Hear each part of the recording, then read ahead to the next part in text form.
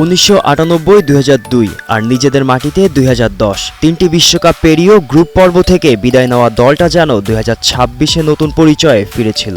Hugo ব্রুসের শিষ্যরা বাছাই পর্ব থেকেই লিখেছিল ভিন্ন এক গল্প, ধারাবাহিকতা, শৃঙ্খলা আর আত্মবিশ্বাসের গল্প।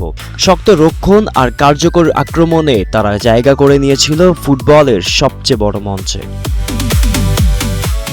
মূল পর্বের শুরুটা হয়েছিল মেক্সিকোর বিপক্ষে হার দিয়ে, কিন্তু গ্রুপ পর্বের শেষ ম্যাচে সাউথ কোরিয়াকে হারিয়ে নিজেদের নতুন গতি খুঁজে পায় সাউথ আফ্রিকা। সেখান থেকেই বদলে যায় দৃশ্যপট।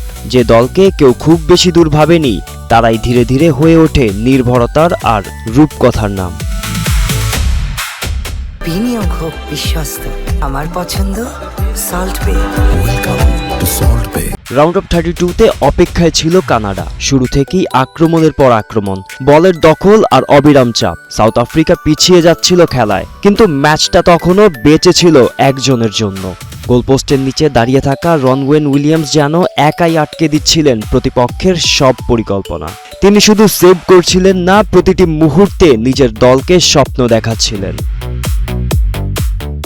প্রথমার্ধের 44 মিনিটে তার দুর্দান্ত সেভ, দ্বিতীয়ার্ধের 65 মিনিটে প্রায় নিশ্চিত গোল ফিরিয়ে দেওয়া।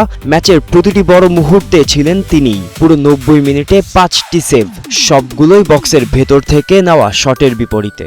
8.2 রেটিং শুধু সংখ্যা নয়, ছিল তার লড়াইয়ের প্রতিচ্ছবি। মাঠের আলো, দর্শকের দৃষ্টি, সব যেন গিয়ে থেমেছিল একজন গোলরক্ষকের গ্লাভসে। কিন্তু ফুটবলের গল্প সবসময় শেষ হয় না নায়কের ইচ্ছে মতো।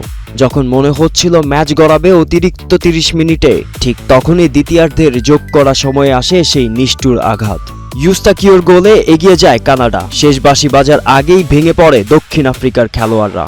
স্বপ্ন থেমে যায়, যাত্রা শেষ হয়। তবে এই বিদায়ের মাঝেও থেকে যায় এক দৃশ্য, গোলপোস্টের নিচে দাঁড়িয়ে শেষ পর্যন্ত লড়ে যাওয়া রনওয়েন উইলিয়ামস। গোলাম মোর্শেদ, স্টার প্লে।